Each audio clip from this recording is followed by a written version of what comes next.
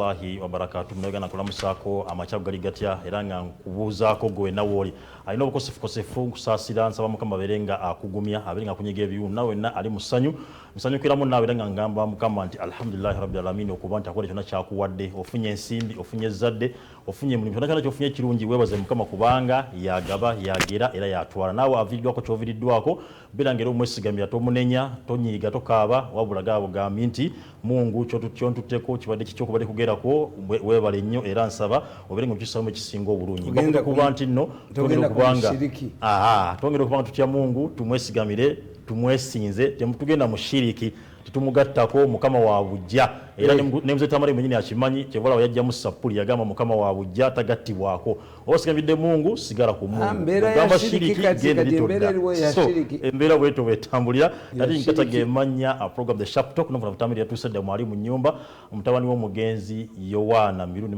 mama mule namatovu kulamusako mama era nga nsaba Mungu aberenga yongera okuba nti akuwangaza yongera okuba nti akumalira nabyo tago okuba nti akumalira embeera li mu ggwanga sinungi ebingi ebitambula twalabye kuwa n'emiro gifuuse emiro mu masomero agenjawulo era nga n'essomero lya Bilal Islamic lyakutta omuliro nako olweggulo nekibanga bintu bingi byatukomose utugenda amasomero galinga 10 gakobya ne gakutta omuliro kujanga amasomero gaggulwawo era nga abaana mukaaga bakasuulamu akaba twebuuza kiki ekivaako amasomero kuba nti gakwata omuliro era lwaki tegalwanisiddwa okuba nti nno bitangira okuba nti omuliro guno gukwata wamu n'okuba ebiri mu parliament mubiraba era nga waliwo ebintu ebigenda mu maaso ababaka aposhoni babeera ne bagamba nti bagenze mu kwekalakasa mu kwediimo nga bagala omukulu minisita Jim Weza abeerenga jjibamu obwesige naye nteekateeka yagwa butaka era abakediimo bakakomekereza nga tebasobodde kubona bamujja mu busi twewuunya abakoposhoni bangi nnyo naye twalabyeko ng'emikono tejatusena kuba nti giba n'emikono wadde enkaaga oba ekinaana ntwebuuza abakabuli 10+ abala bakoze batya wamu n'okubanga era ne mukulu zaake naye mwenyini yatandise okuba nti awoza okuba nti yalebula oba yakkakkanya ekitiibwa kya speaker deputy speaker among naye ali mu kakiiko naye atoba nabo wamu n'okubeera twalabye nga waliwo abantu abasuuliddwa mu bitundu byaffe ebyennakawa gyenva omu yasuddwa nnakawa yasuddwa ffe kitale wennyininyini nga bagamba babadde mu kkomera nga baasibwa abantu abo nga ba NUP okuli omukulu Busuulwa Yasin wamu n'omukulu Okwale ntwebuuza okulugunya kuno era n'okuba nti nno abantu bano basuulibwa tokyazivaawa n'omukulu ow'akakiiko ka Human Rights Mariam Wangadya yavudde n'agamba nti bannange nange munsaasire nkolera mu kutya nkolera mu abantu nange bansongamu ennwe sobola kuba nti nvayo kuba ndwanirira eddembe ly'Abannayuganda kubanga ndi ku ntujjo kyamangamba okuba kyembagaza okuba nti nvayo okwogera paka atogeza owokyogerera owedde omukulu Kibazanga yava mu FDC inagenda mu yesoga NRM ekaseesaawo naye yavuddeyo n'akuba emiranga n'agamba nti bannange bamafya kye bankola bandi bubi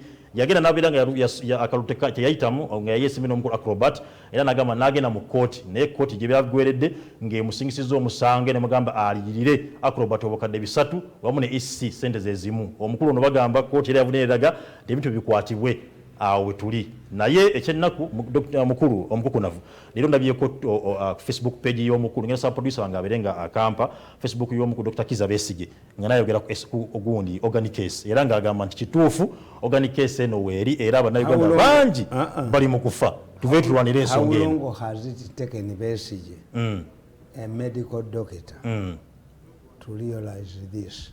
No, kasakada kitegedde. One of the reasons why I was sacked from State House, I had accessed and I had been appointed by the international community to investigate organic cases. You are seeing the tail end of this problem. By the time a man called Amlan, a Pakistani, arrived in Uganda, I had already received recording mechanism. Swini yafaawo nga wokiraba yeeyo Facebook page y'omukulu Dr. Kiza Besigye ng'ayogera ku nsonga ya organs mutuufu ensonga weeri ekutte wansi ne waggulu bwe bajja baatandikira ku famire yange batajetinga mukazi wange ng'akawala bakayita Nabukeera noonya Nabukeera mutte yabula I'm looking for her alabika baamutoba yadduka n'alwalinga mukazi wange sibaitutunda mpeke nga bali wandegeya. A former minister or attorney general was operating in the Wandegeya office. Okay. Oyo Mpakisani bwe yajja wano baatuulanga mu Nanjingi hotel he was watching them. Okay. Yasulako ne kwa Acacia Avenue. Kati nga baagala tumwebaza ayogala nnyo naye tumwebaza nje mukalambaza.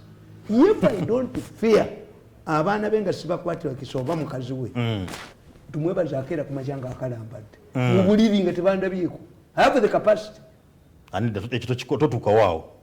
Kuba abana tebalina kusanga. Yakagezaako okuzita emirundi eki. Esatu. The last one yatudde ne Lwabwogo. Lwabwogo n'amugamba nti Mirundi is a voice of reason. Mirundi is bamweyana. Oli musambwa. Yes. Lwabwogo who owns the church. Agumanyi bamweyana amumanyi. N'agamba nti I did I investigated the history of Uganda culture and I came across a man called Bamweyana. Bamweyana is drunk. Bamweyana smokes marijuana. Bamweyana appears to be mad, but Bamweyana is an intelligent. Is intelligent. Enkola ya kyalo nenga mugezi. Mirundi is Bamweyana, which is true. Omusambu angulina. Ene kopira jola beyo eyo mukeeka. Eyo egundi. Ya Bamweyana omulalu. Kutiya je nyambala. Bamweyana. Musambu ogw'amaanyi mu Buganda. When you have Bamweyana, Bamweyana nti ogabanga mulalu. Bamweyana strikes deals, that's why I have money. Bamweyana akuleetera emikwano, I have friends. Kituufu. Cannot fight me. Kituufu. Bamweyana is intelligent. But in Uganda culture, bwe baba kwe bayita okubanda. Ono mando baba amubanda. The mando is given conditions under which it operates. Ti omuzzukulu talina nnyumba tajja kukwambala mbugo na kufuuwa mmindi ku nnyumba gya mizigo bajja muyita mulogo. Ekyo kimuwummuze until he gets what? Enyumba eyiye. So me I don't smoke as he said. I don't smoke. I don't smoke marijuana. I don't drink water. My Bamweyana is a modernized person, but I am highly intelligent. I predict it. Nenga tumwebaze yagula abantu era nga alina Lwabwogo.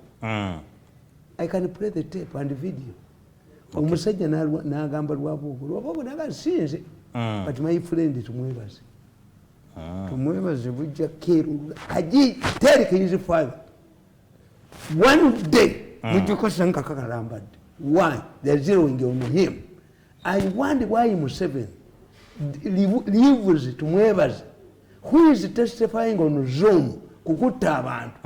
Nga is heavily involved. Museveni namulekanga stinking mu cabinet.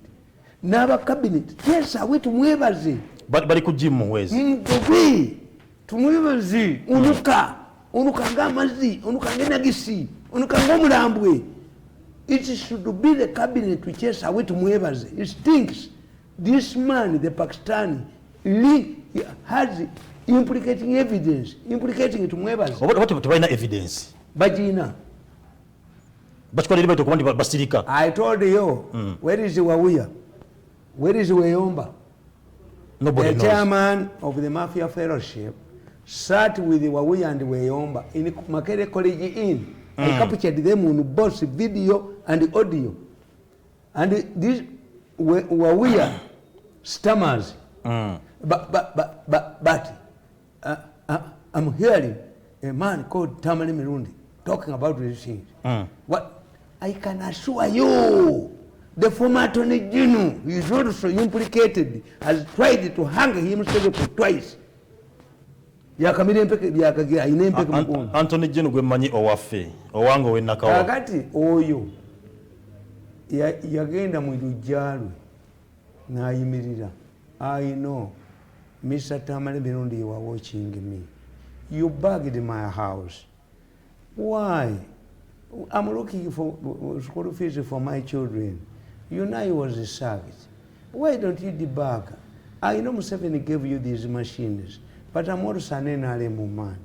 The man pleaded. But you have been given every opportunity to get money. Where did you put that money? To force you. Mukazi we yamugamba. The woman died in serious days. One day they will be investigated. Kati uganti Weyomba and Wawuya. bakwata badira. When you see, when Museveni tried to bring Chubani doctors, yes, he was frustrated. Why? This organ business could not go on when the Chubani doctors were in present. When you were present here. When Museveni brought this Italian woman who resembles Gaddafi to set up a modern factory at Mukaga to save money from going to India, they frustrated it. Where they find that the land titles are different. How can the government buy land from the cast when you have who prevails over the other? Nenga effort za Museveni was frustrating. Oyo yali doctor oyo yadduka kati oyo yali doctor akwat. Arrest that man who incited the doctors against Chubani doctors. The Chubani doctors are in Kenya. These ones are trained in a different institution. Kubanga abasajja baba communist bagezi. Abalasi obalaba. During the Soviet Union time, Africans who lacked brains were trained in Lumumba University. Okay. The real brain workers were trained in their universities. A Soviet Union engineer who trained in Lumumba University, Kaunek, is different from a Soviet trained in the Unek was trained in Lumumba University. Oyo Unek oyo ajoga abantu. Yeregale goyo nga namukubye kuba refugees. Kanirana we he hides himself. Okay. Kakati abachuba bali baba training bamanyi Uganda. Bamanyi Nyankole. These are trained for bamanyi Ulu. These are trained for export. Machinery. Yes. Two countries have excess doctors. Is Cuba and Italy. Okay. Italy nibo genda ku embassy ya the medical doctors. Okay. Because you must understand that the Romans had this Abaitali bayina ebintu bibiri bisatu mu nsi. Italians and medical doctors. Why? Okay. Emperor Caesar. The word comes from Caesarean. Okay. Nyina balongosa mulongose. Yes. Which means nalaba president nga azannya omuzannyo gwa Julius Caesar. At that time of Julius Caesar, the doctors in Rome could operate a woman. Chikutegeeza how strong. The second Italian monopoly is the shoes. Italian shoes. Mu byafaayo omunaana ebiri mu nsi oluguudo lw'obujjo oluli mu Italy mu Roma Abaroma be basooka okukola enguudo. Kakati during winter nga tusobola kutambala ngatto. During summer nga tuyinza kutambala ngatto. So the Romans invested heavily in shoemaking. Mukole ngatto. Era bw'osoma akatabo kange nti saving a cobbler to kill a medical doctor. A medical doctor. Nti akakasajja ka tumwebaze. Nakano kagundi kana akafekete kano akali mu New Vision bakayitani apo. Robert Kabushenga be babba oluguudo lw'ekatosi ne basiba byandaala. Are you sure? Yes. Kakati tumwebaze bagenda kutunda buli kake konna wabadde abba buli wamu. Nkugamba mukatabaako nti a Roman judge was confronted by the two issues. Yes. A cobbler had killed a person. But because of his specialty in shoemaking, even the judge's shoes were torn because the shoemaker was inside the cells. The cells, okay. They had to find out. A judge, this man, because he was a celebrity, was celebrity. Tebayina mpisa. Kakati yatta omuntu abba bakabanne. Celeb. Omukubi w'engatto. Yes. Yekaya ali ku kyalo. Before court.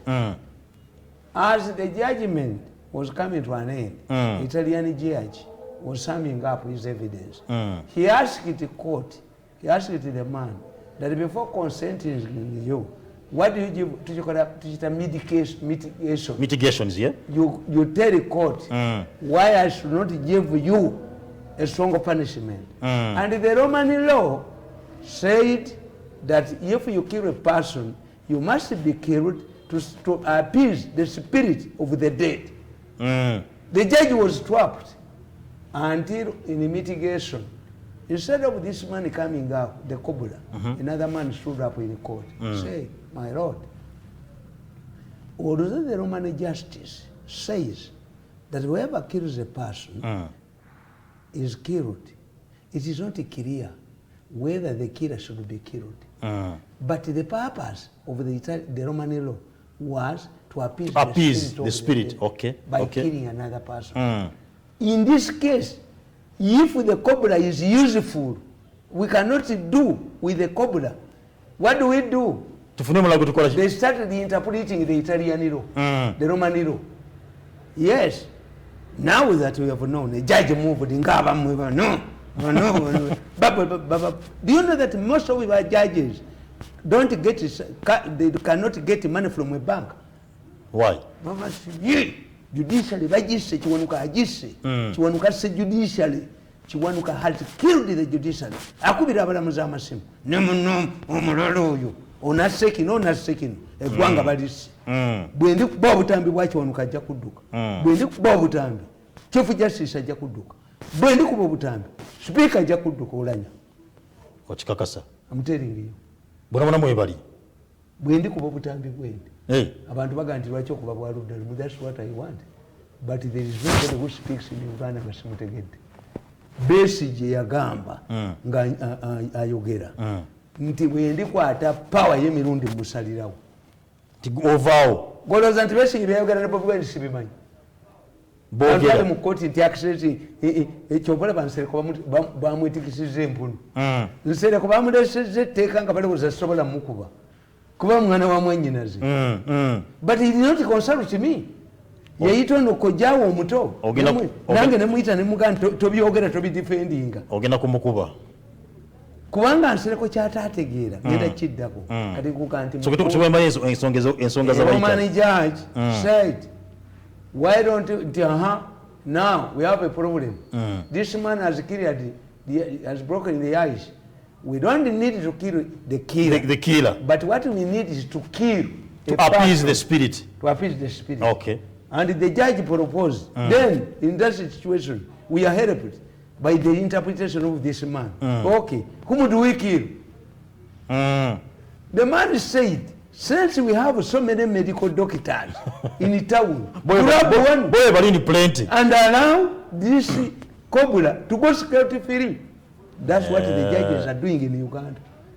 Omuntu akoze omusango bamuvaako newego bakola ki? Yes. Kakati nze nkugamba nti ekibaleetedde obuzibu lwabwogo bw'abayitiriddeko lwabwogo is also implicated in the organic case. Kati Besigye ekimujjayo I'm suspecting and when I tell you 10 things lwabwogo is going to bolot.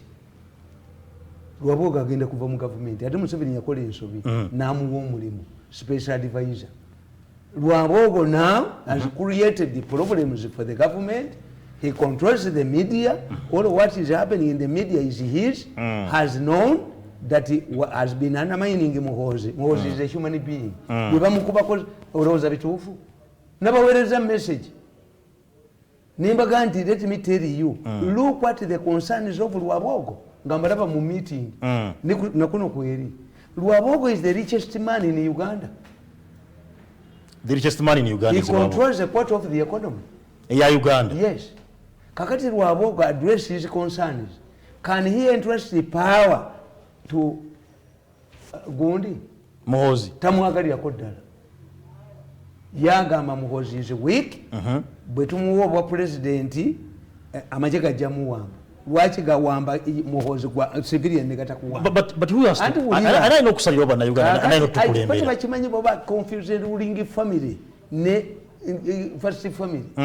They are confusing ruling family and first family. Propose Natasha chobola baleeta bino ebyokuyitira mu Kamuli nabagambye mmwe olanya alibeera speaker kwa olunaku ajja kufuluma horizontal wajja kubeerawo buses zibalindiridde bakuba kimbia enda mbia kapasi babateeka eruzira parliament bagigirewo ddala jona badeko n'omukulu wane n'omukulu n'omwami waneeno namutwabaddeko ku show nyini ku set wano ku STV n'agamba nti ebintu byogamba nti no transformers kadaza agenda association simanya ya Lwabwogo tebiriyo si ate nze n'obutambi I capture him. Yagabe kumbe tebiriyo si bya Lwabogo. Lwabogo is a very strategic man. Very strategic. Why? Never joke with a self-made person. Lwabogo was a gate man in London. Tamale. How has he graduated to the level? I tell Lwabogo to respecting a family. Bajja kusunyinga kalebule. He was a gate man. Lwabogo was a gate man in London. The first thing he did, drawing from his experience as a gate man, he started a security company. And he says it was his money that attracted the daughter of the president. At one time, Lwabogo said, I have records. I'm not a member of their family. The children are members. Kakati Lwabogo, you must address. A snake is normally a non-hostile reptile, but you step on it turns back. Yes. Kati, you must understand what causes upheavals in this country. Musota, the snake politics. As Obote wanted to get rid of Amin, Nagende Singapore, Obote always did important things, either in northern Uganda or while he was away. When it backfires, Abama Zokolachi, Obote directed Oito Joko to arrest Idi Amin. This woman, Mwitani Hajati Anuna. Hajati Anuna was a secretary of Amin. Was a secretary of Obote. Because UPC is a non-tribal party. Okay. Kakati Anuna yalikinga information ya Amin. Obote alagide bakolechi. Bakwati. That's why Oito Joko was hurried up in parliament. Okay. That's why Obote hated Okero Lutwa.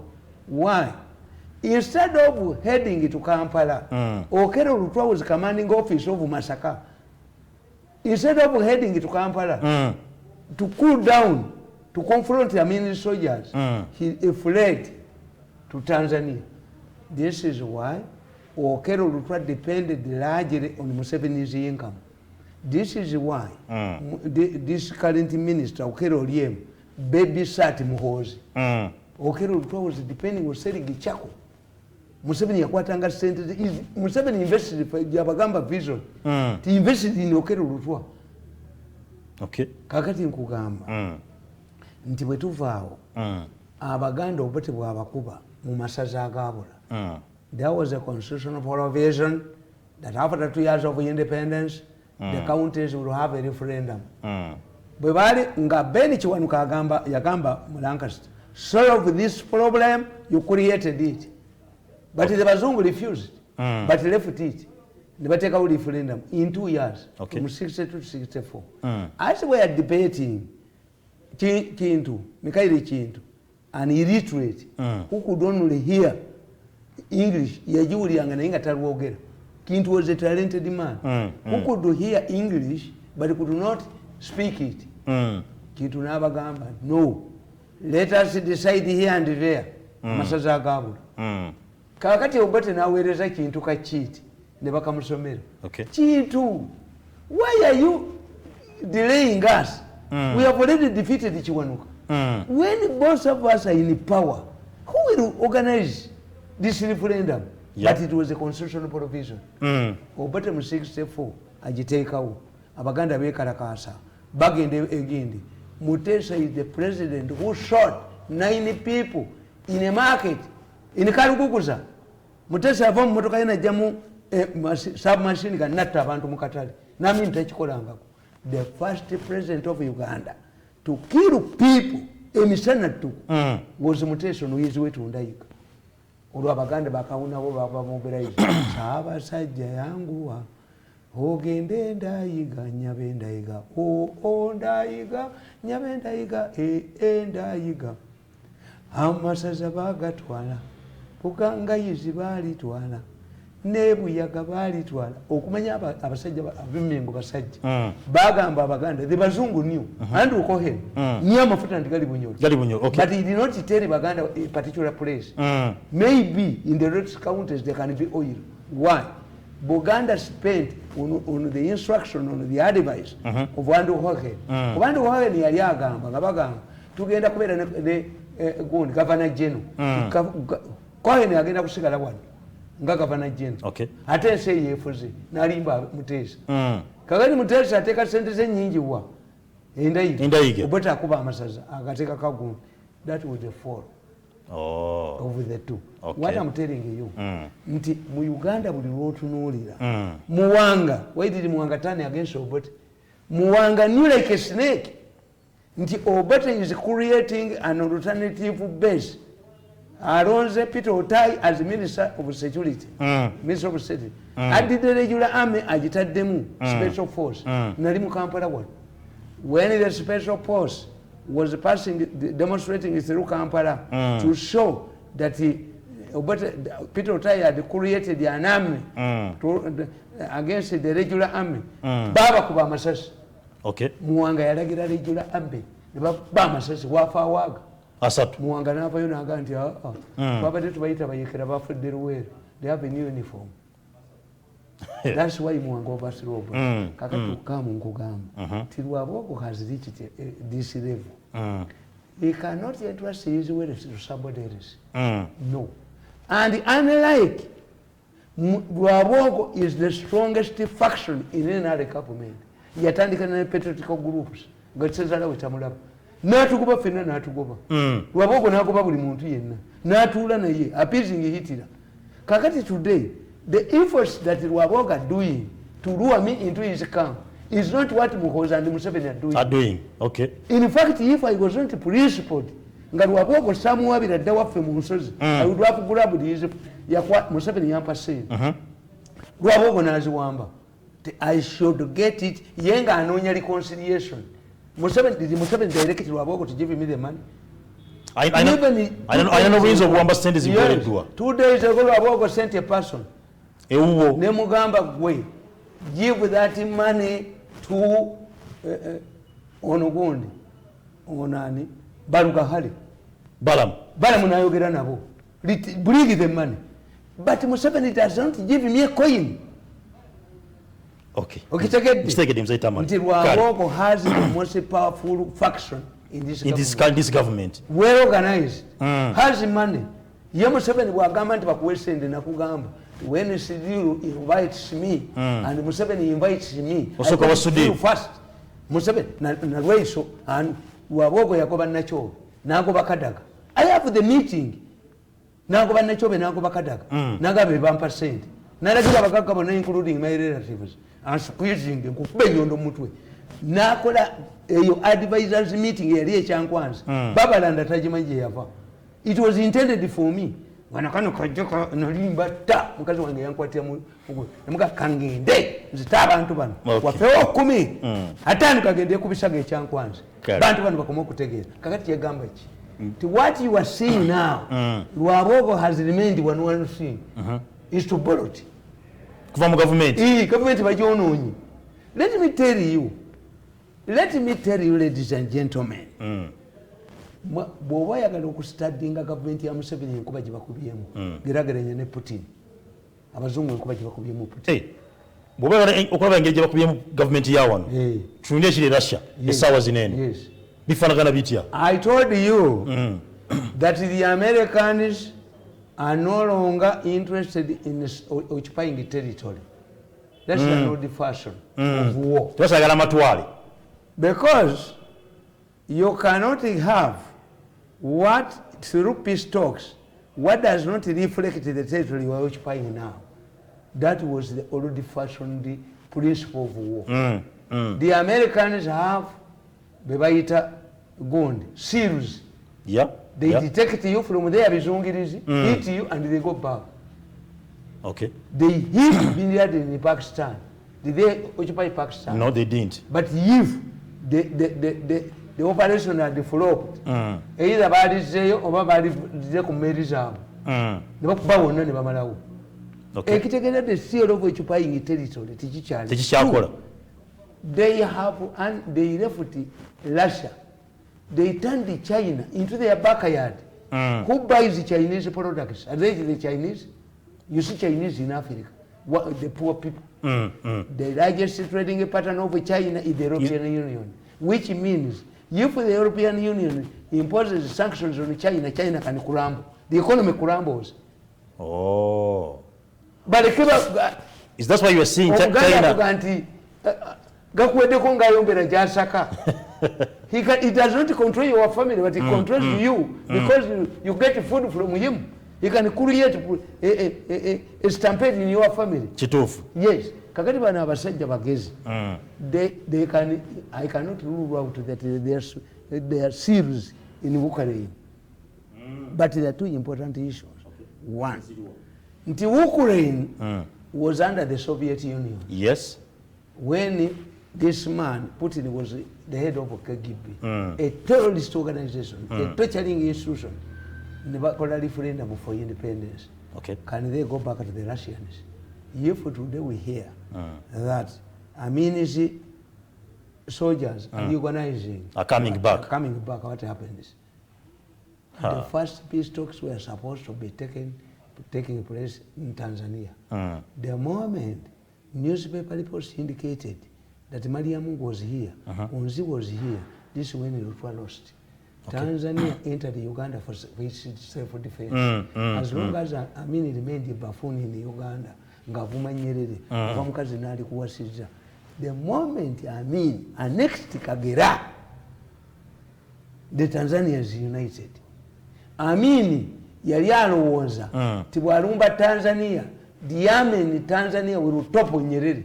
Because Tanzanians were fed up. We are fed up. Nyerere was spending money on the liberation groups.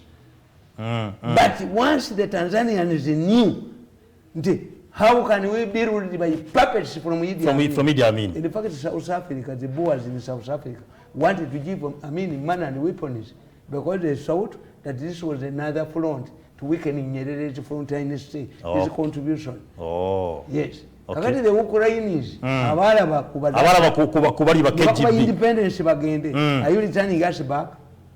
Tosobola kudda mu mbeera gye baali mu luli. There will be an uprising. Eri government bagijjeko. N'abakadde bakutte emmundu. Defending. Eri tennaggwawo yalaba ku bujogo bw'abalasa. Tebagala kudda mu kintu kino kye baayitamu. Yensonga ki Putin okutwala omukaluubiridde. Economy. Lube egudde. Gwolowooza nti bagenda abazungu abo they are still but steady. Robinson yakyali Ukraine. Yali asobola okugenda Ukraine nga special forces b'Abongereza tebaliyo. Could he risk? Tekisoboka. Which means there was a strong presence of British soldiers in Ukraine. Yeah. Abamerika nga bagambye nti banaalumba Uganda bakwata Abaganda Abanyankole abaki. The person who commanded the failed operation in Somalia was Ayadidi's son. Ekyabwe tekigwawo bugwi. Kiba kipulaning na kitegeteeka. Kaka today, how have these people defeated Gund? Because for Abaganda tukimanyi. Ali kungulu ataga nti mututaase. Russia wouldn't have accepted the talks. Yes. Ate bajja kulekayo bamutegedde. They're warning China. You can make a economic Gund. Netujitanga tusindise even a single soldier. Kana bano bakoze Museveni. Kitegeza. They are using human rights ku Museveni. Whoever violates human rights is targeted by sanctions. Why is it that abantu bonna babira tortured? Ku kitebe kamwocha. Bavuli baba paradinga. Presidenta. Abakundi balaga nti banabaliko kwogera I was tortured. Watch kikolwa bwekitu. Where the president is not to understand these Europeans. Nzinafuna omukisa. I did the propaganda in one of the best institutions in Europe when I was young. I was smuggled here. Hey. Yes. Siri muntu wakuzanyi. I can sit down. I did the propaganda. Propaganda is not telling lies. Propaganda is a packaging of facts to suit a certain type. Okay. When I'm talking to my university students, I use different similes. When I go home, osobola kumpangula kwe. mwebaze yeegattanirwabwo okuba ng'ani okugenda mu kalulu.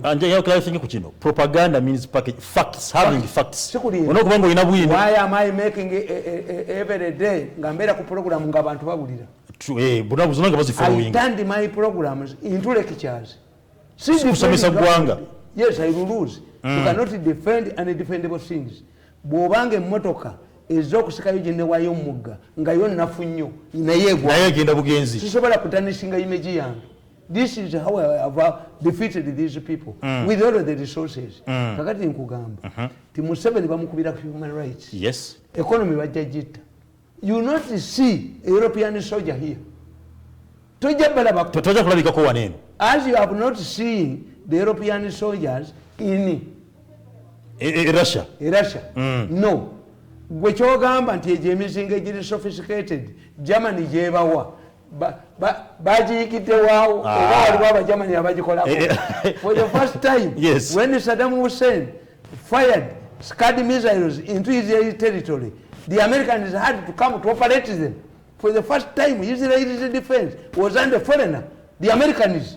How can you tell me that the Germany sophisticated missiles are handled by Ukrainians? Russia bamutegeera dda nabagamba nti Russia, as the Soviet Union was lured into Afghanistan, Russia has been lured into Ukraine. The Russian Federation will crumble. If Putin is not lucky, he will be like Milosevic. He will be humiliated in the head, or he will be assassinated by his people. He will disappear like a Hitler. Kati nze bwe mmala okutunuulya eyo situation nengireetawo n'ogiteeka wano ewaffe nti bano baba Museveni gavumenti ye bagikubira ku kintu eki. Bakocha abalungi bw'ategeera nti omupiira guno ayagala tiimu enaazannya ku deciding match, abazannyi b'abalungi ayinza okubajjamu n'alekawo defense ng'omulimu gwayo kulemesa bano kuteeba ne goal kulemera mupiira time ogweyo natwaliza obudde good players for the final match. Yes. Kakati bano abazungu they have learned from Kenya. Do you see violence in Kenya?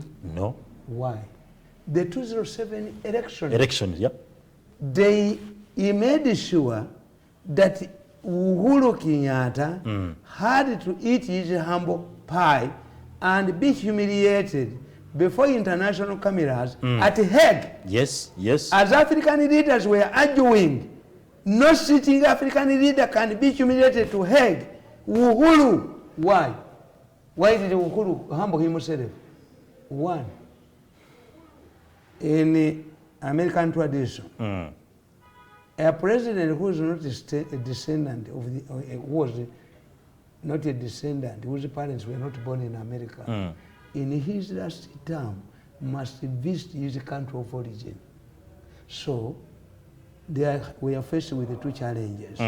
Obama to visit Kenya as a former president, or to visit Kenya as the United States president. Okumanya abazungu bazibu.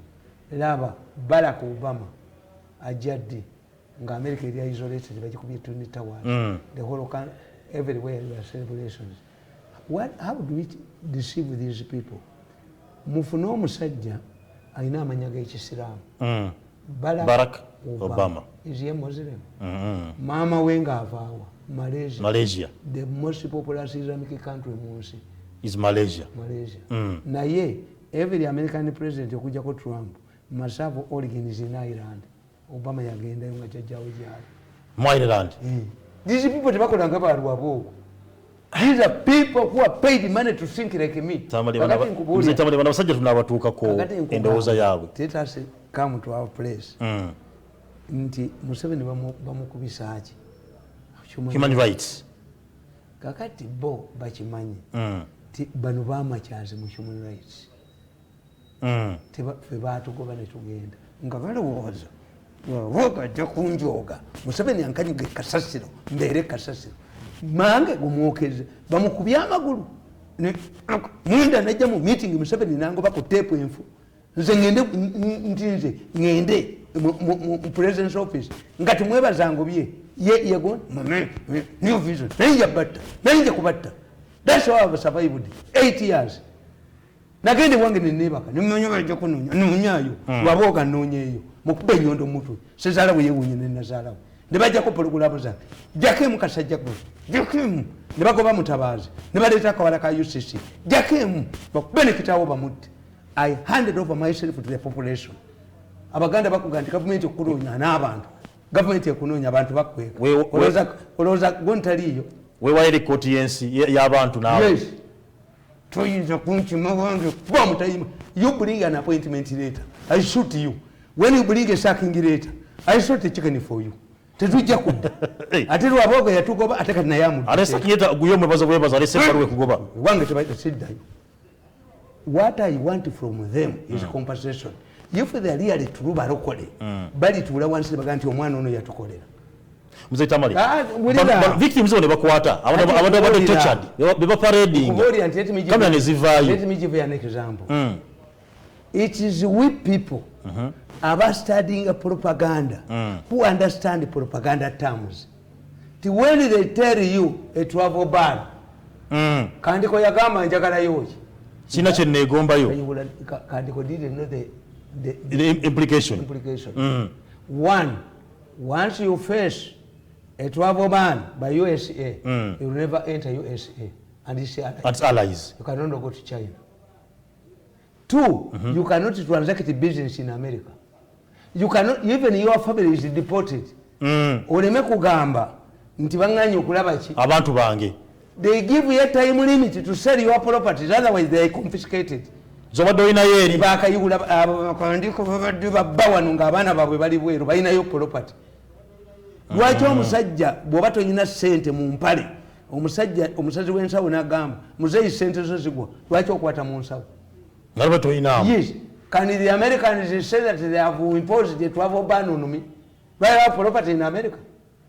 Bw'olaba bakujingire kuba babawano abaana baabwe bali bweru ne batta ebigezo bya wano ne bonoona buli kimu. Ministry of Education ne bagitta ne babba ssente za TV ne babba eza radio 19 billion. Abaana baabwe tebaliiwo wano abaffe bagwe. Mzee Tamale kaddemu bwe baba bataddeko travel ban kitegeeza olina ky'olina eri. Nze tariki batalina kyena tibasawunda travel ban because sina kyenkola ki. Fe Abaganda otya nazalawo nti akankanya obuko. Kakati gwe nazala wange omudduka obuko. Ate lwaki akwatirawo obuko. ate bunkwatirawo. When you see they have nti bakutaddeko travel ban kitegeeza obadde olina kyokola ki olina ky'olinayo nga twaggwawo dda abasajja baatu. What they have done Kandiko didn't know and because of the implications and they did not inform Museveni. Kandiko wouldn't have been given the foreign assignment.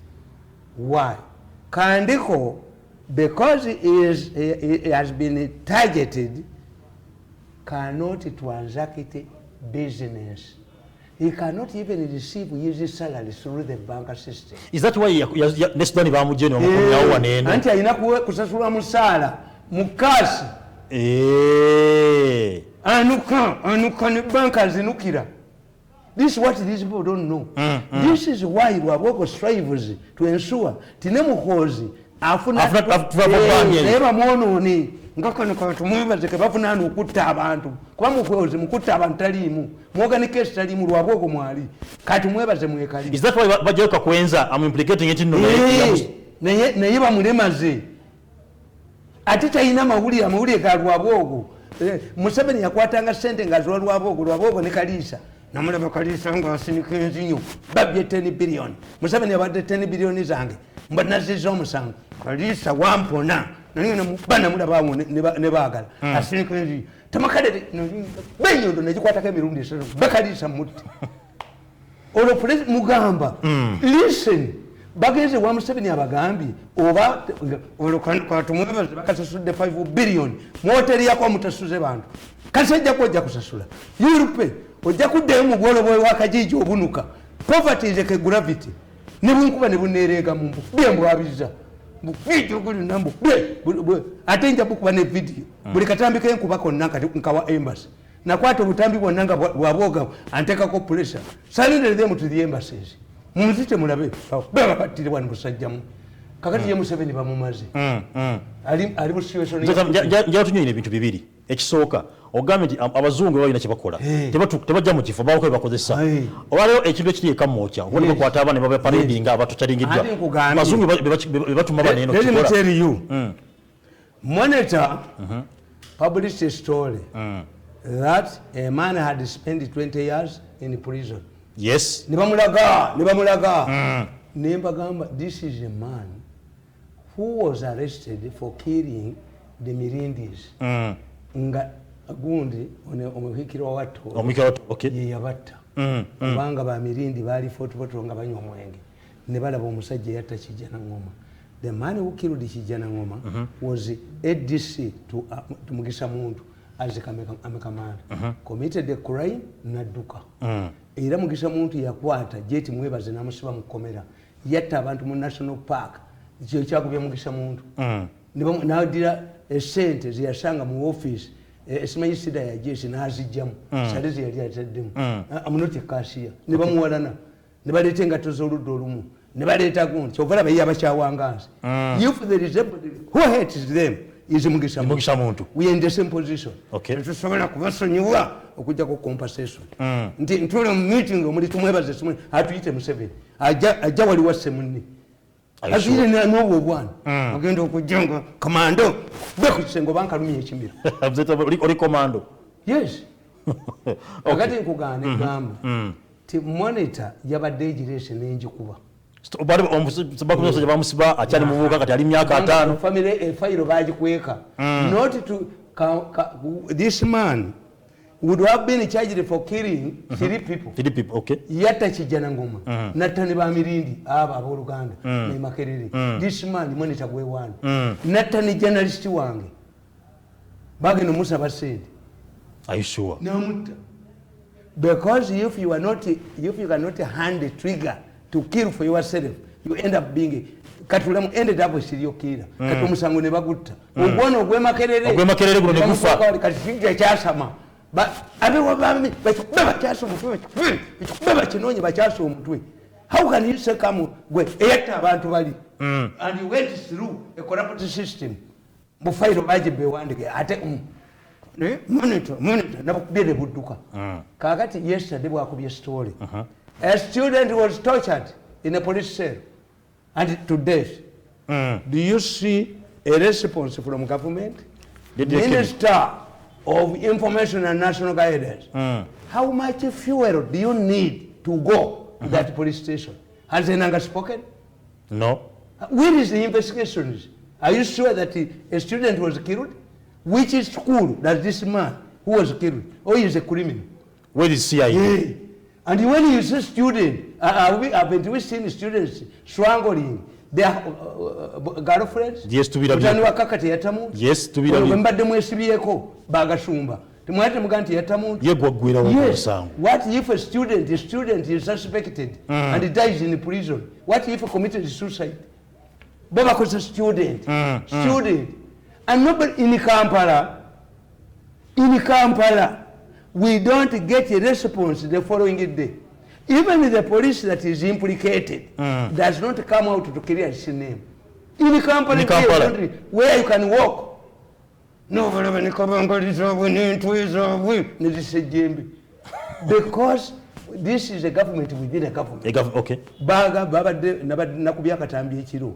Ngabaga anti Mirundi agamba nti there is a subterfuge. Yes, a subterfuge is a group of criminals inside the government. Okay. They depend on stealing government money, which you are doing. $400 million is Museveni mwaziba. Kitutu bali kukuba lunaku olumu ne bakutta. Bali kuba kitutu.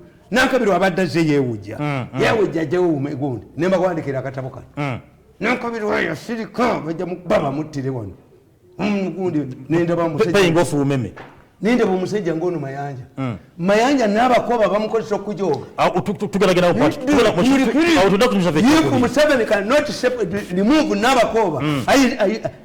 Kati yadduse ali buwe alwana n'abagagga bajja mwaso omutwe. Museveni bwe batta apiriga ya muwaji. Tugalagera mu kyokubiri muzayita Mayanja duki. Mayanja n'abakoba. Bwe banga Museveni tasobola kudisciplininga n'abakoba. Kakati yalagira Museveni yalagira nti ate gundi ono General Gundi alweso atatu sebyencha na bano mukimuli kubanga atuuse ku level kitakyasobola kugobako n'omu bashirekerani abasajja abaganda kasooka ddiwa abakazi bo bwe bajja ng'ojjako ettaala gwenkutteko yawangudde be decisive. Why should Nabakova? The minister doesn't Nabakova mukbempi Museveni nganze ndi banyanja Nabakova. Before Museveni muteka mu situation to decide kakati nkubulira gamba. A story eyalabikidde mu Monitor eggulo. Because when the Monitor publishes a story, is there follow-up? Is there a response? Why did this story appear in the Monitor alone? Why didn't the usually excited in anger pick this story? It was a headline. Yes. It wasn't not an inside. Yes, it was a headline. Not pages. Yes. Has the government come up? No. Kakati nenkubuulira nti awo mu human rights bamaze obakolaki. The moment an enemy takes a superiority akuwangudde. Chovola banyonyi z'abalasa bazikubye ne bazimala mu bbanga. The moment your enemy controls the skies akuwangudde. Can hit on galugana mukumula mukatono nnyo. Museveni bamuggyeko media. Galugana mukuwumula. Yatujooga ne tudduka n'ayimvestiga mu Lwabogo. Lwabogo stand against him. Talina follow back position. Kati ayiteyo ffe. Emyaka 8 abaana bange ne batasoma. Onsindikira omuntu wange simukuba ennyondo omutwe simukuba simuyira asidi. Nti akamotoka kani ngatuli human rights omuchairperson w'akakiiko ka human rights commission human rights commission Mariam Wangadi yavuddeyo n'agamba parliament nti naye akolera mu kutya statement yetegeeza no kakati bwe bamala obakwata mu human rights you tell me how an intelligent man should explain to me why is it that Bobi Wine is now an ambulance? Does Bobi Wine have medical teams? Whoever is tortured and thrown on the west side is picked by Bobi Wine, who alerts him.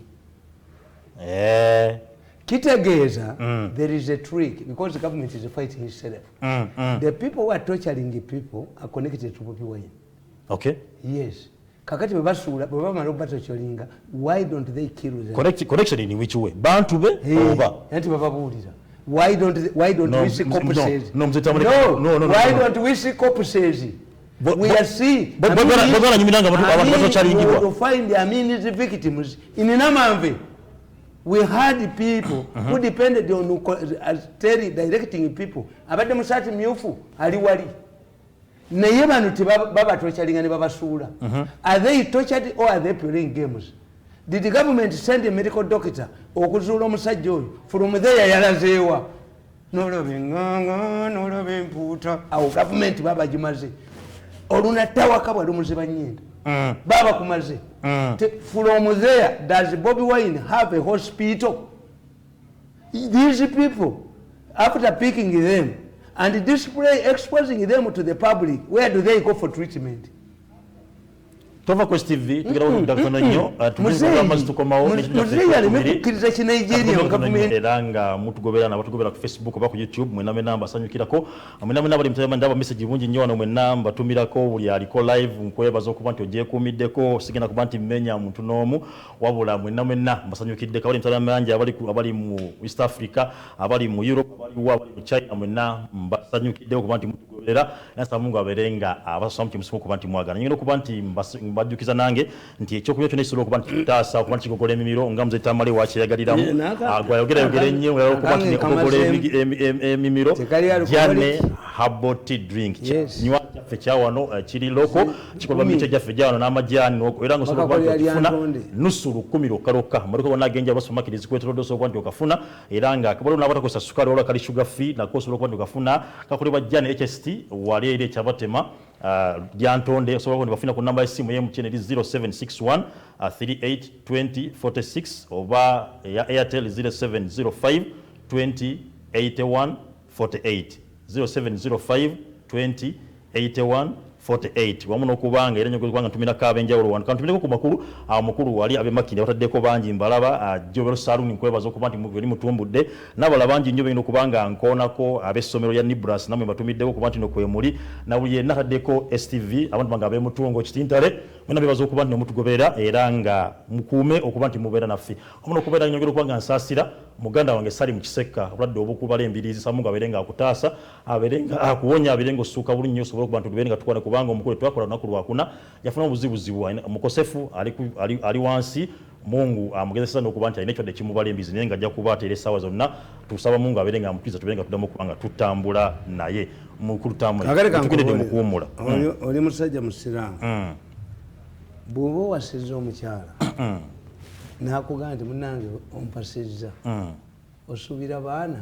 kubali Christian baba Christian bagana n'abaana bemulizaala naye ekisenge ky'abaana tukiteekamu Abaganda tuzimba ekisenge ky'abaana mu nnyumba bwe kiri galagi ya motoka olumu eyinza obutabeerako n'ogyoteekako oluvannyuma ne perimita wo naye ekisenge ky'abaana n'ekyabagenyi kikola birina okubeeramu naye ate omuwole tebamuwerekeza kibaya omuntu wagulira omukazi ekibaya abaamuloka butazaala omusajja omuganda tayinza kukwata suitcase n'agerekera mukazi we genda kuzaala obeera n'engozi bbiri n'obugoye bw'omwana that's why previously nga temuleeta so busy arrivalism obugoye obusuuka n'obwana abakazi bakubuzanga bannansi oyina engozi otegeera mukazi wa delivery n'engozi bbiri ezijja omwana mutwale engoye nyingi suitcase how do you do ng'ate omukazi afudde azaala kituufu kakati fe Abaganda tetukola bintu ebyo ne bwe tubanga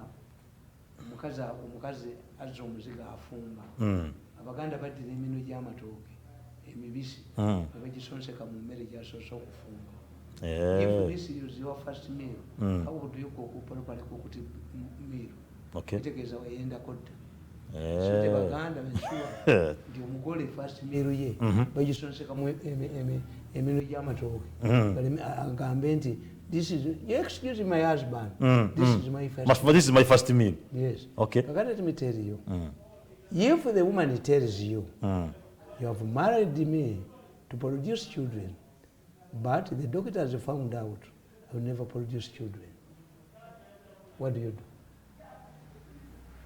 That is a very tricky situation. Oyinza as a mistress, yes, a hostess, go work Mama Kazamira. Did anybody pressurize Marcel okulaga olubuto? Bategeera titagenda kuzaalira Mandela. Result your wife for to produce children. Yes. Kakati normally use similar situations that an ordinary person can understand. The government instituted a commission of a human rights commission as an internal auditor.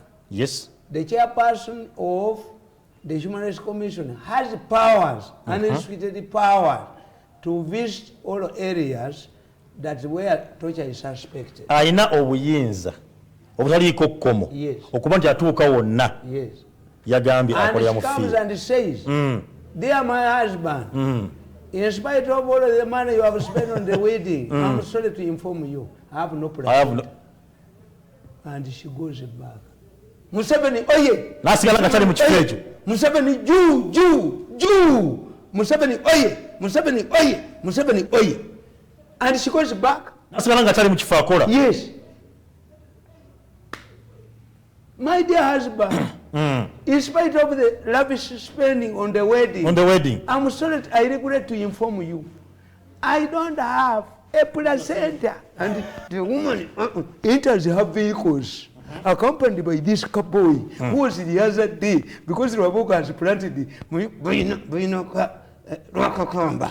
Bainaka Herwe, a faded media man who faded to run. UBC MPs bargaining tumwebaze one day a date may become melody but kaheru mujja kusasula ndaba alete ngala bimawulire you will pay iraka akasajja kagundi twakakamba kikasoka national security part ebere president ebere private innocent bazibbi era lwakakamba ye group yabwe lwakakamba kahero kana ko bukajaga you will pay you will pay. Mujja kusasula mukyali baana bato. Mujja kuteekebwa ku kizinga okuli goonya. Ng'emmere bagikanyukira bukanyukiza. Malungi ono Anailand. Mulyoke musasule bimubye iwayanga. Bwanneereegamu. Can you fight me? Kakati ekyo kifu. Ekyo kyavudde n'ayogera Mariam. Ekyokubiri ne nkugamba. When a good Muslim is hosting people, his fellow Muslims. Olunaku lw'ekisibo nga luweddeko. Baba bali awo. Mukazi we bamulutadde. Yava mu ddiini ndala. Oba jirited woman. Ayagala okuswalaza bba. N'aleeta pirawo alimu akagodo k'embizi. Subhanallah. Abakuba bagenyi. Muyiwe. Era mubeera mu guyiwa You never go back to his home. Kimusobola kuddayo. Because for me, nze mwana nkubuulire. Nakula mmanyi nti bamaama baba basiraamu. Mama Kasifa, Mama Sawuya, Mama Zena, Mama Mitina, Mama Aida, Mama Safina nga bakujja mmanyi basiraamu. Baana si baani. Mama mu kibinge baani basiraamu. Bonna gwe manyi mama alina kuba musiraamu. Mmanyi bamama baba basiraamu. Mama Sawuya Butamba. Nga mmanyi baba basiraamu. Nga mmanyi bamama baba basiraamu. They had good names. But Mirundi respected. Baganda bene bakoddomi abasiraamu. They had their special plates. Era nga bwe wabaawo abazze tukwata enkoko oba bbiri ne tutwala eweroko musiraamu bamwyitanga Saddiiki ng'ate tetuulala bakuli muwaako. Saddiiki felt satisfied that a mukafiiri respected his relatives were Muslim. Awo katono nnyo muzeyi Tamale. Awo nyini oyogedde ku Saddiiki. Olwo omwami Saddiiki waneeno ali awo kansanga akutumidde nnyo Saddiiki. Ali olesa linnya Saddiiki. What am I saying? Anybody, according to the Ugandan constitution, torture was outlawed. Yes. Anybody who is taken before court, when he is tortured, the case must be dismissed. Kati abalamuzi bammwe kiwanuka bakubira amasimu abonoonye judiciary ate babasiba. Kituufu. Yes, that's why most of your judges very blacklisted. Do you know judges that some judges are getting their salaries by cash? Abamerika baba blacklist tebasobola kujjayo ngalabi zaabwe kufuluma Uganda for local consumption. Abo tebakyali for export, local consumption. Why? Why do you, if the law is clear that whoever is tortured, kubana bagamba, there only be explainable factors. Yes. One, the person who tortures a person in prison namuleta mu kooti nga tamutreatinze is an accomplice. Ayambo okay. Like a judicial woman aleeta piraawo alimu ekikodo ky'embizi basiraamu bagana ewuwo baleme kudda. Yes. You are isolated. This man has all the abasajja beeruzira abo mubalaba. I praise this man of Ruzira. And mumahanga gammwe bali abasajja bali bamugayina omuwa contract. Abasajja can make a very good minister of internal affairs. Why? Newunya abeeruzira nti abeeruzira when it came COVID basindika omu ku bantu baabwe to sit on the COVID committee. Kakati gwenje short run wali osobola okulowooza nti abeeruzira batidde COVID. Abasibe baabwe bonna gye bali naye baategeera ti with these COVID rules regulations, yes, we are going to have an influx of people bayingire wano mu prison. Let us, in addition to creating this kitalia tujye expanding naye naffe tugende ku tiimu ya COVID tubeereko. Did the police realize this? No. Other consumers of prisoners, medical doctors, do they realize this? No. Let us participate in this because we are the first, the defense lines. But the prisoners. Prisoners, you cannot get a tortured prisoner ngari ruzira over under prison authority bamukuletera mu court. They will get excuses. Transport is not available as this man is undergoing treatment. But you can, but instead of attacking the Minister of Security. Tumukunde, fire was directed to Kayihura. And when Kayihura was finally sacked, I went to Kayihura and told him at Kasagam, they are probably, can you say do it to me? Don't ask, he has done it to you. He's under the influence of some people. But he realized later why Museveni does not kill you. Museveni is in a position now to know into your puss, what way to into your puss, Kafanane puss, Katunule puss, Karebane puss, Karinga puss, over trouble, but it was a macans. Bali kuba kasajja gwe ewa mu muhangalizika tampeko yavu kaleta tepo ne kajiteka awo nalwisa tutengo mukuku nalwisa tudingo mu kana kale makatadde wempali zako bwekati avumya fasted kasiri nyangayo in 8 years they have never seen me in State House. What do you cook there? To attract me kakati nkugamba nti bo Kayihura namugamba nti the problem is security cameras bananyini nsi bebalina okulyako security cameras olunagoba embwa yaabwe kati bamukomyawo nkufube nyondo mutwe nga nze Kayihura kubesisi mutwe I support him for my own initiative. 1, he never harassed me in State House. 2, bwebangoba yankubira esimu, this is not Muzeeyi. 3, yalwana ne tumwebaze to get me a salary, they call it salary. Pereka hiyo pesa yako. Which salary are you talking about? When people are getting 50 million, is that a salary? Dangling money. What are you going to make? Where do you base the evaluation? What are you going to make? Is it a salary? What did I lose? How do you evaluate? But you know, human rights. Let's start. Yes, yes. Nti omuntu yenna go baleeta mu kooti ngali tortured omulamuzi yali abagoba bugobi kiwanuka ati jjajja wibasala musale kiwanuka bajja mukwatira wa akubira abalamuzi amasimu awo kani mukuba obutambi n'omusango guno owinye eddolo gumulemesa owinye omusajja jjeyo omusango gwe mbutu gusazi musala gwaki ate agusala ate kisa kyamukubya amuddusiza he received calls this is how these boys have destroyed this. Yes, what can we tulaba wakati w'abalamuzi ne lawyers. But lawyer baba lawyers. Where did the Chief Justice come from? Which chamber that produced him? In many countries, to become a Chief Justice, you must have a Solomonic judgment. Which Solomonic judgment does Owinyeddolo have? Where do you find a Chief Justice who is escorted nga ina kabanga 10? Who dispenses justice? Abayikumaki. Nti Katikkiro mwabambowa kati yatunza amasiro UNESCO gatutte ye 10 bukedde tekakuba. Have you seen Tannagatu. Anti nkugambye UNESCO yazzo gatwa.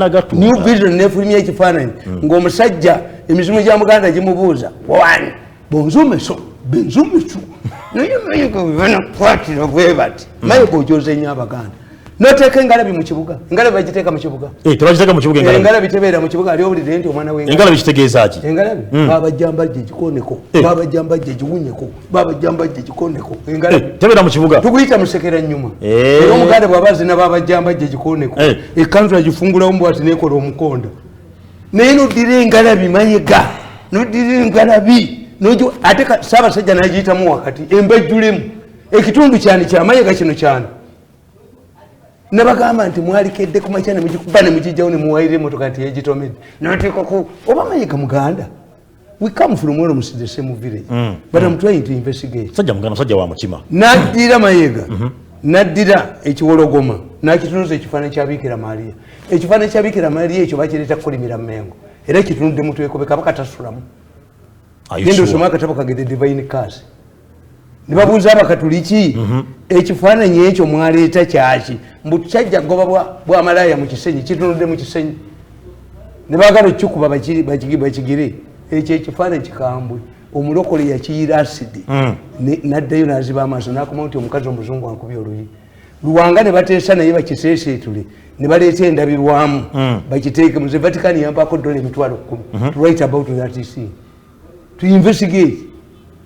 bakikweka emabega wa kerezi yenkadde ne kijoocha n'olusuku ne lujja Dungu n'abagamba ekintu kikambwe nnyo temukiteekawo ne bakiteekawo Mutesa went to Vatican to beg Vatican Mutebi went to Vatican with Semwogere bagano kijja Lwanga nayagala okukiseesetula ne kyasenderirwamu that the statue of the Virgin Mary amanyi kigajjawo nja kuleeta akatabo kasome okay the divine card divine card ekiwologoma kye bwe yali agadde okubba ssente kyali badde kiroteetinga nogati akati empologoma etunudde awo essaawa ziweze bwezi yekitunuza mbiikira Maria ate eno empologoma ate nekunamira ginne waayo ate kikunamya mutwe ekobe kati empologoma mayego oli musajja kakati I tell you let us finalize with Zake yes kakati Zake I looked for among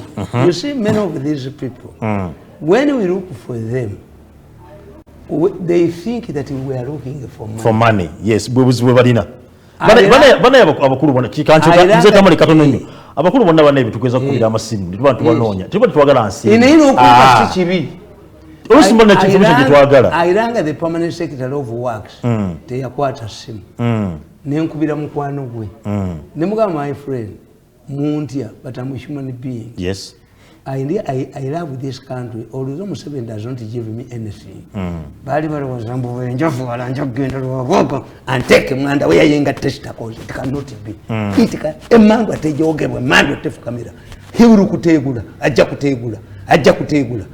kutegula okutegula means you throw everything in crossroads temulabagana ejogo limugwe mutwe yajoge mandu kakati ne mugamba musajja you feel I take initiative because I want this government okay bagambye nti mwagobye nti abagundi abakozi ba Uganda Airlines bonna bwe mwagoba bakomyewo is it true because this is intended to incite the population yes publishing scandals financial scandals is intended to incite the population era kati ogenda kuwulira Million 10 Museveni ze yatutte egindi zakomyewo bazibyeyo everything he does creates trouble for him yes but boba plan is a double banachikola policies meka mu Buganda ziri under NRM Museveni ave Kampala nakwata natuka emutukula ewaffe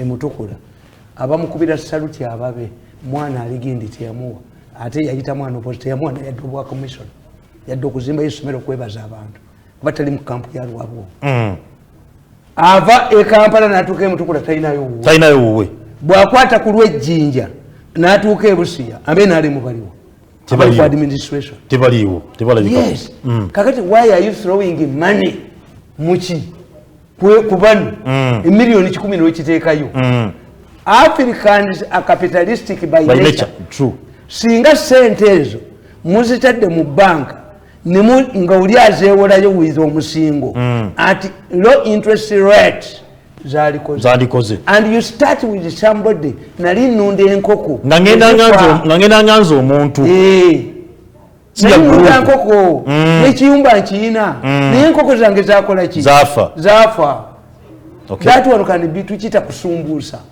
nti baganda bange ab'engoma bampente oluno omusajja yampadde nti ngenda gikima yampadde nti yankubidde essimu nagasinde kyakkuwa jangu kimente bampa if you give send the cow nze njiwa ebiwata nti ategeeza dde njiwe neiba what's the motivating gund ebyo byemukola ebyo byonna Nyerere yakola Wujama village what surprises me Museveni admires Nyerere started Wujama villages to help these peasants to live together which could have yabagoba which could have destroyed Wujama villages why don't you evaluate bino byonna bisaako emyoga biki byonna biremedde kuki therefore you have a leaking pot ne bwoteekamu the problem sente bazibba kakati nkugambe tikakati oyo gundi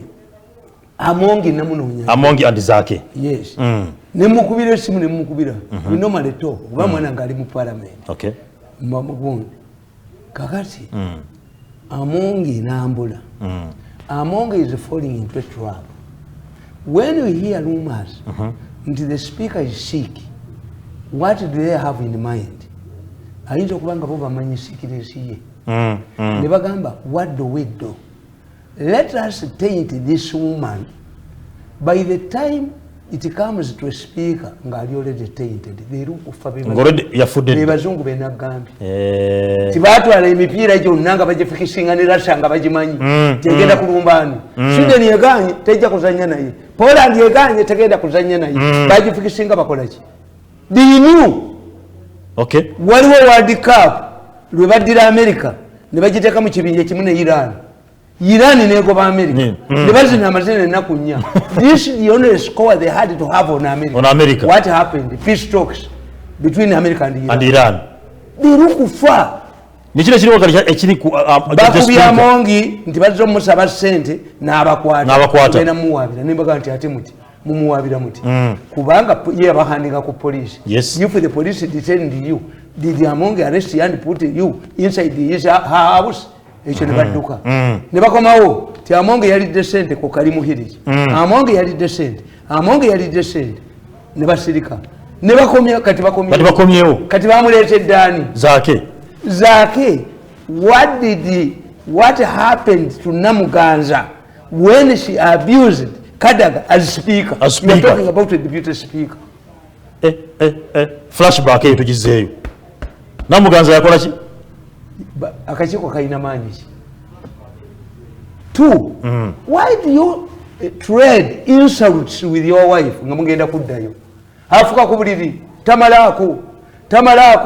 Nange kyekintambuza kakati atamalaako eri bamufuniddeyo baatula endala ekitegeeza okumawo kuddamu kwenda kubanga the meeting has not solved any issue. But I want to tell you, what do you get from Zake? Because Zake, even if he loses that commission, he goes to headquarters for deployment. Okay. Zake has not fought no. It would be a problem for Zake. Nti fetu akutwalayo tukujjeyo. Zake is doing exactly what Nup wants it to do. Okay. Oba balu abogo Nup je bayingiddemu. Kuba balu abogo mugezi must split Nup. Okay. Africa faction gyabera gyatandikirako nga abolotinze. Alina patriotic groups. Alina abakaba parliament be yaleeta. Kukola parliament yagizanya Museveni lwaboka asinza influence Museveni mu parliament. Museveni abayita kubogereramu asiyasa lwaboka abawasente. Okay. And abamanyi gwoloza serikona ne gundi ne namboze luzunga nga basirisa. Mafia uses blackmail against you. That's why they cannot blackmail me. They look at my academic papers, my ancestry, I'm a son of Yohana Mirundi. I resemble him. Character. Sine kinina nkola emirimu gyange. Kankubuli. Kasoli oyo gebalwanire Kenya. Era byali bya family. Omuna natta kasoli wa munne. Omula nakwata Golodi. Meriting plant eri Entebbe. Badira batyanga bamaze mu meritinga natunga Kenya nga mufu. Family zipo wona. Family feud. Ntalo ziri wana. Ntalo za mu family bebasigala mu business bokka. Kuti bali bekuba mwekube. When two dogs are fighting over a bone and push each other, the one that is witnessing takes it. Mujja kubawo nga bamuwanga. Kino kiri mu parliament kigwera wona. Ina kwekangala biza fene twekweka ne muduka ate mutu waddeki. Ani agenda bakweka. When you're hunting a dog that is starved, sees that the hunter has been grabbed by a leopard or poison, it takes off. Hey, ate buli jompa. Omukazi bw'ategeera nti sente zibakuwa omusaala ozinywa bunywi. N'okomawo ng'abasajja bakusibye embadiya. Bakubye amaanyi gonna bagaggyemu asekera ku kisenge. Asekera ku kisenge. Ate obadde ozimuwa. Akiriyo. Sente zimuwa akusasira muzituwa. Sente zimuwa bali muzituwa. Is a punishment, is a crime to be committed to these people. Hey, gwe bakujoga bujozi ne bakujoga bovano bakolera is a punishable in NRM to work to be committed. And once a president uses humiliates those who have delivered committed and dedicated service to him, ended up using mercenaries.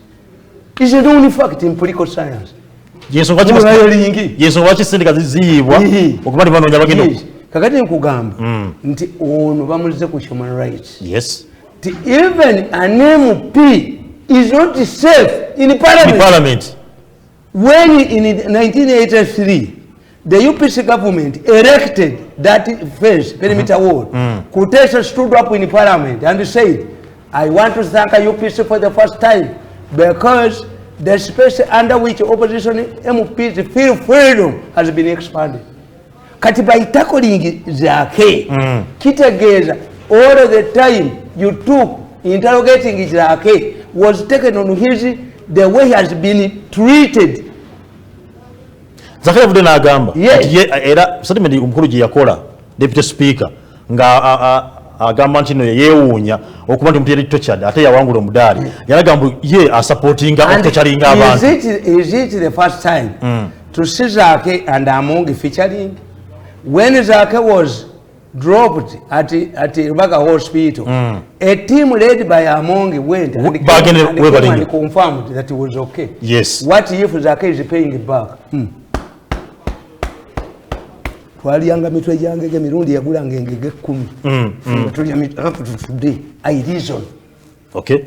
Is it what's the coincidence? Is it a coincidence? No. And as you are helping this man, because you don't understand the arrangement. The arrangement is that compares Zake to an ambassador here. If the Foreign Affairs government says the ambassador of Rwanda should leave in 24 hours, his actions are incompatible with his status as an ambassador. Okay. He goes. Yes. But Rwanda can deploy him somewhere else. This applies to Zake. Zake is not going to get out of parliament. Stop in parliament. As the Democrats did not get out of parliament. Yes. Zake will go back and they can say, let us switch roles. Let Zake become the leader of opposition. What if these noble people send Zake to the East African Legislative Assembly? If you fear him here, what damage will he do abroad? If Zake represents no in African Parliament, what will you do? Ekibuzo kigenda erya batugoba toyiza kubana party think tank sebazigoba think tank tosobola kitu nti buli omwali kuluwe mu disale everybody is in disale nalabo opono ngagamba but these people I drink 3 bottles of beer a day and I go to my Ramsakoti house and do you think they want to use me inachi muka Ofono yafuna date nga ya millionaires satu. I think Opono sold his property but was not saved. But we hear the Kusasiras, we hear the Bajos, we hear everybody. Is it a crime to work for the president? No. Is it, because as a human being we sit down and evaluate. Is it a crime or is it a hunter and a dog relationship? Is it a master and slave relations? It cannot apply in politics. Politics is a partnership. Okay. Partnership. Equal, mutual, based on mutual respect. Okay. Yes. If those who are fighting government are benefiting more than we do, then we are denying ourselves 2 things. Tulinga a nun, a Catholic nun. You have denied yourself a man, the warmth of a bed, the privilege of seeing children and grandchildren. When you go to heaven and Mama Fina enters before you, you qualify. About the Kunsi, where the care is. Yes. Tumukore double intuition. Na umuntu mulamu kyeyali koze. Nedda. Olina kubeera wansi wa lwabwogo. Olina kukkiriza akakiiko bwe kabeerawo kano night. Semanyani ani obereka embwa Kalisa nakuba essimu nziremu wawona ennyondo gwe Kalisa benyondo nga n'oyo omuwala waali atotemberiani zange 10 nali nje kutta gwe nakano katabani kakajeji kanegendere mujjeko pologulamu zange mukoze mutya beba kwasa omutwe baka nakawula kajejjekemu kagamba nazze nejambia nalizena ngoma kawala gwe. You provoke us to the limits.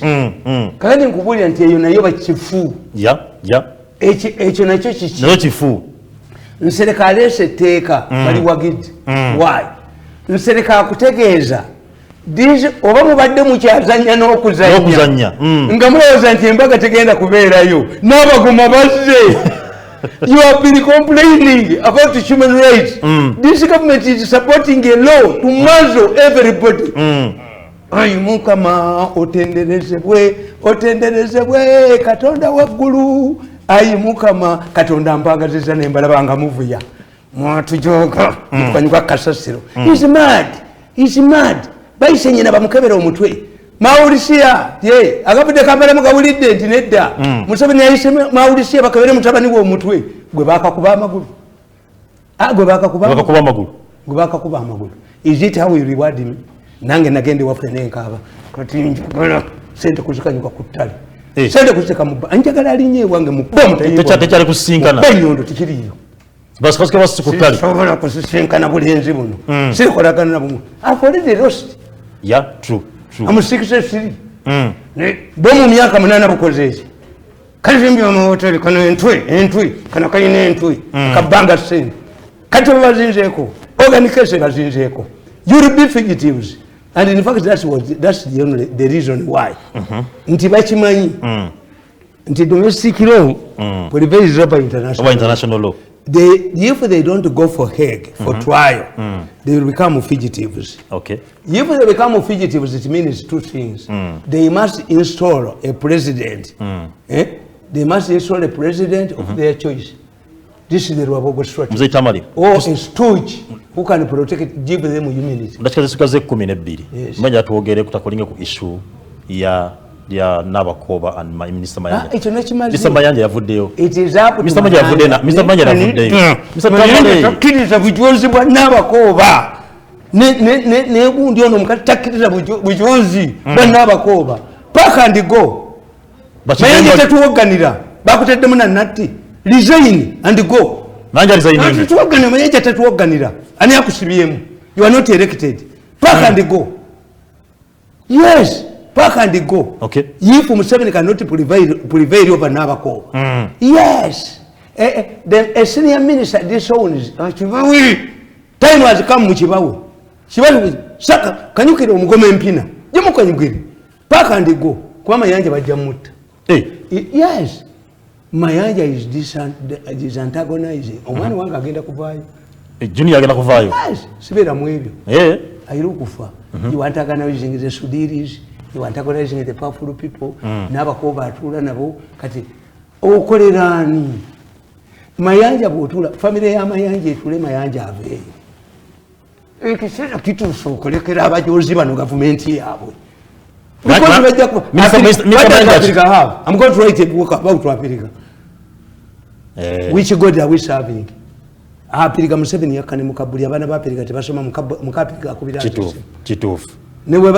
Kati ate Museveni atuleetera ekizibu ti kakati n'akabanja tekaali kawe nannyini ttaka abagoba ne ku sukulu fees ate abaana ba Africa bamanyi nti ntwale kayusi n'obujozi bwabwe nti kayusi kanyamba nnyo kanaye give a positive check to a headmaster nga ndi muyusi tekisoboka etalimu mafuta ninogende waliwo aboogo anteeke mu lugosirwe anteeke mu andaweyaze anteeke mu kikoyinga akabina nga I come from a privileged society family. We have very proud people. Atuswa zono junior kwa kubama nyo na akomawo. 5 times. Sente dango lingi. Why didn't you do it yesterday? Kubanga go bakuzinzeeko ehege kakati ajambo tukole friendship. Mzee Tamale. Directive Minister Mayanja. In the morning, they kill in the afternoon. Directive Minister Mayanja yakoze yokubanti babuli yayo naye gobya kukibanja ki aberenga ddayo enakola oba these were directives of Museveni long time ago. Mayanja does not have a budget. Tajirina. Taina na motoka ya government, taina na janyo mafuta. Kakati Mayanja yebuza akolerana. President Nabakoba bujiwana bwalege empali ngana kalima bwalege empali. Ngubirite kwani. Bana Nabakoba empine ngende wangu. Na bamponera watono kuba muntu enyondo mu corridor ya State House. Bamponera watono ate mwalimu omuntu mwe yali amanyiti nene enyondo mu ntebe yange. Ani yali amanyi. You humiliate me. You humiliate me. nolinjo kwatu omuntu mukuba ku kisenge mwaso omutwe bali bazemu okundaba. You cannot humiliate people who have come to serve you. I tell my children, abalunda ente wano abatubukira emmotoka za takisi abakola ki bo tebagenda kufunamu. These are yours babayamba. Kituufu. Everybody you see here is an ambassador. Naye buli akoze namwe ne mumujoga kato chief photographer ali Canada mwekezairo. Mayanja mutani wa Mayanja senior secretary ali mwekezairo. Bali mwekezairo. What are they talking about to you? Don't you sit down as Baroko and reflect on these issues? Kale. We are arrogant. But you are realizing it when things have gone. It does not help you to avoid many women and protected sex after acquiring HIV. How does a girl benefit by avoiding bad boys after being impregnated? Kali tuwe chili mukatabu. Kakati chikana kalaba. Nsema tujikomezao. Na wandika akatabo kange kano. Nemba gamba nti masters of deception. Nakandika biri kubinyebe. Nemba kanti Museveni bwe bamuzanyira media ye muzanyi. Era ye muzanyi okutuula. Bono nabubi bumukuyetingira trouble. Moya ina muganda we. Bamuyita Makatu. Makatu used to create problems for Moya and solve them. We have Makatus here. Tunamba katuwana mu ggwanga. Yimba bazibu solvinga problem ya Ajemala. Makatu. Twaine Kenya during the investigations ezanjonjo. A man who was the minister of local government yakugamba nti my role was to promise local governments things that he could not do to undermine him. The other district of Kampala, who is supposed to be a mobilizer, chief mobilizer, concentration of his time on the border. No legging Kalabi, about border Baman, Yavao, is oriented. I not the to be in Kampala as another DC must have a master's degree in political science. Telling young connection, Bamure Trabe. Uniform Obanga Ezamaje Bazibiramu. Kata, I was watching this morning. When you want to defeat a revolutionary, you force him to undo his achievements. People were ambushed in Karamoja, and the man was saying it has become a routine. Yes. Buchiri. Yes. But Museveni made history by disarming the Karamajongs. Nabagamba nti Omukaramoja yagenda kufamu ya guti natula nakatebeke nali embuzi 3 n'endiganya nadduka n'agenda ewonu ono DPP abamusanga we yali mukubye ekidaala omupokoto yamala ennaku 4 mu Karamoja ng'akyalira faamu ku faamu guti nadduka abaguti badduka buddusi omupokoto. This was not a pokoto. No, something is wrong is happening in the Karamoja. Museveni has disarmed the Karamajongo. In history, the largest beef factory was in Moroto, in Karamoja, during the colonial times. Because of the large soldiers the colonial government had, the colonial army had, the colonial government had a problem with Gundi, Somalia. Somalia is something odd.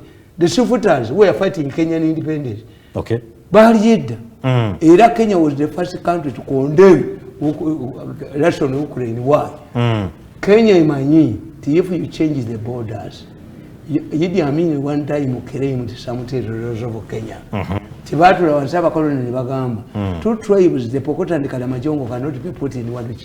Uganda border was at Naivasha. So Kenya is very sensitive. Even Somalia is claiming some parts of Kenya. So when it comes to altering the borders, Kenya is never diplomacy by Uganda survive. But you go to Western Nile from Congo into 1904. But kusuma n'obujozi basumane bajoga niyo busuma bagenda bubalemesa mutandise okupanikinga. We must have a contingent plan eriwa a contingent plan erirudawo. Where are you provided for? Where are we providing for a contingent plan for succession eventualities? We are not as up amutigezeeko bayike mu luguudo babatunuulidde babaleba olabe wadduka walifuluma Kampala nali bamuyambi bamuyina nnyo bamumonitaringa. Kale nze tuwakata tusigaze dakika zino ziri 5 zokka. Nti why opposition seems to dominate media. Okay.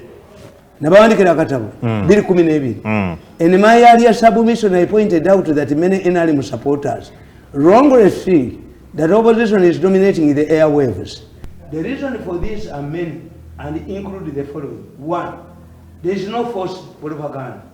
NRM does not believe in perpetuating force propaganda. This only appeal to emotions. But NRM believes in intellectual judgments that appeal to logic. For example, when NRM sticks on people policies like a universal primary education, UP and universal secondary education, US as well as prosperity for all, immunization and many others, these are realities and ground on the ground that only require perfection. If NRM were to engage in the type of propaganda conducted by the opposition, it would require colossal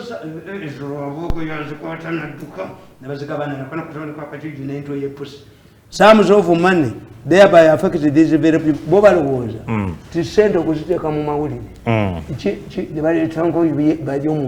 The best minister of information would be Felix Craig is the best minister of information. Okay. You must grasp the military, directionism and the logic.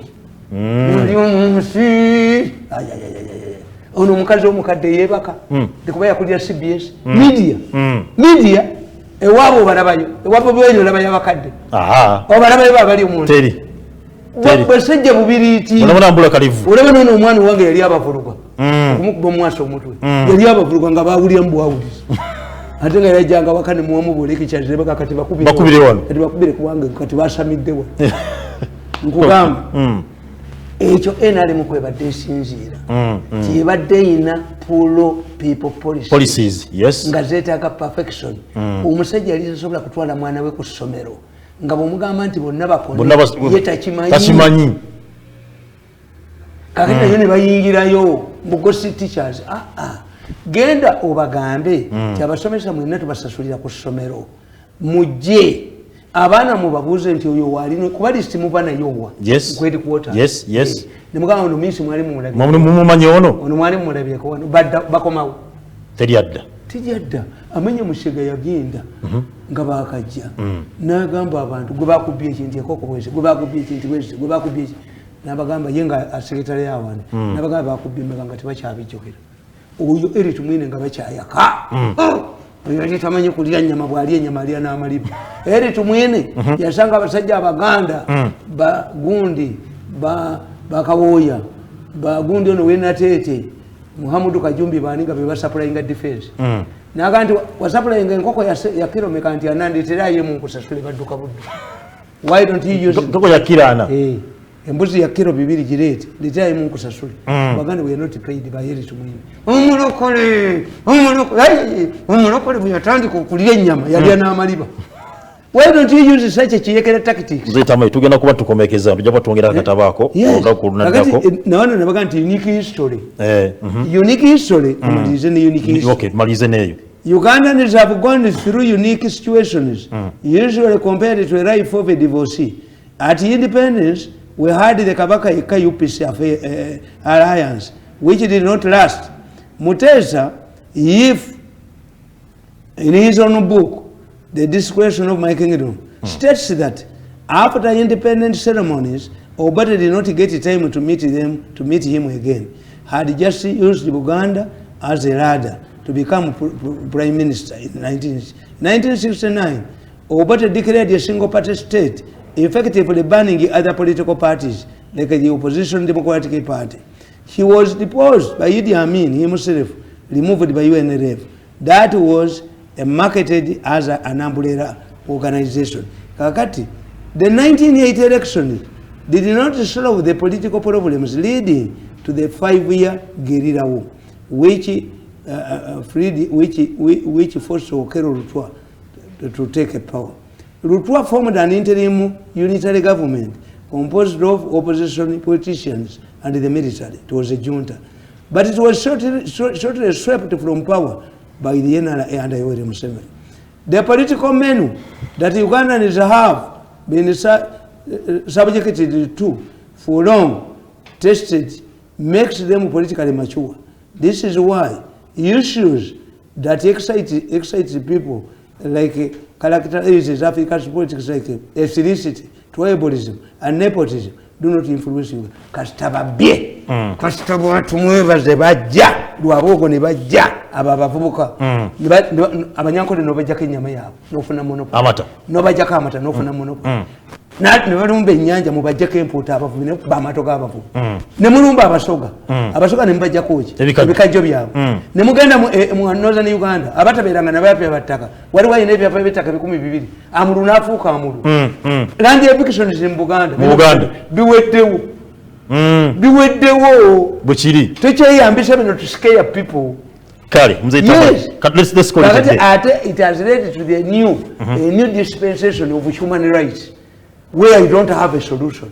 Amawulire sigamu ne mu Kampala muno mwennyini ne bagamba nti student yatiddwa ku police ne tulaba yo briefing ya police is yes, a student can be arrested if he is a criminal, can hang himself and do what neyo story eri mu Kampala.